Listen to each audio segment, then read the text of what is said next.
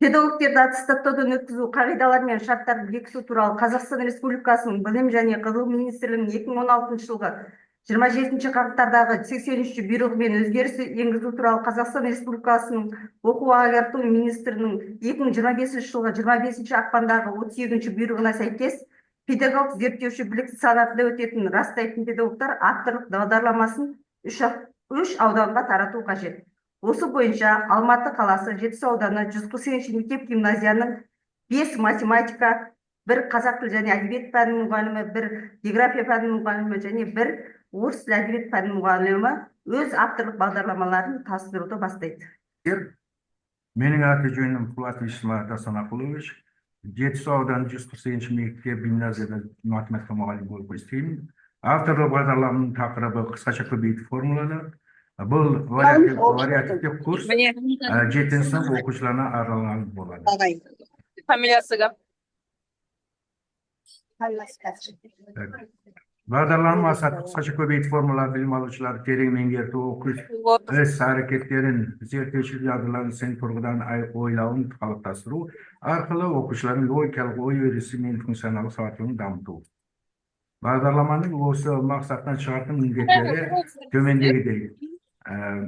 Оқу үдерісін ұйымдастыруда функцияларды және математикалық сауаттылығын қалыптастыру мақсатында тиімді әдісті таңдау, оқушылардың проблемалық ситуациядан шығу дүниетанымдық дербестігін дамыту, шығармашылық тапсырмалар арқылы талдау және зерттеу қабілеттерін дамыту, фактілерді бағалау, ақпаратты талдау, математикалық тілде сөйлеу дағдысын дамыту, белсенді оқыту әдістерін қолданып білім алушылар математика пәніне қызығушылығын арттыру, математика оқытуда құндылықтарды дарыту.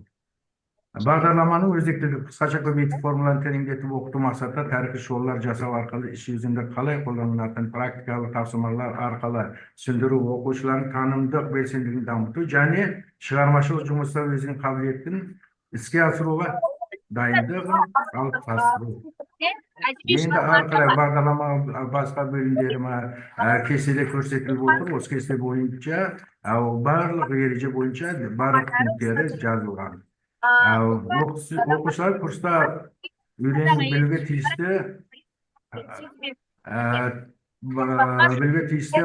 жаңағы ұғымдар мен тақырыптар. Бірінші, математикалық ұғымдар мен терминдерді анықтамалар түрінде пайдалана білу, алгебралық өрнектер ықшамдаудан дәрежелерін қасиеттерін қолдану, алгебралық өрнектерді ортақ көбейші ашасына шығару және топтау тәсілдері арқылы көбейшілерді жіктеу, көбейшілерді жіктеу арқылы алгебралық өрнектерді тепе-тең түрлендіру орындау, паскаль ұшырышы арқылы көбейші қосылыстарын коэффициенттерін тауып, бір айнымасы параметрлік теңдеулер мен теңестер шешу алгоритмін қолдана білу. Енді оқушыларды бағалауда мынандай оқыту және оқуды бағалауға мынандай жаңағы әдістер қолданамыз. Осы қысқаша көбейту формулалары қолдануға бір мысал келтірейік.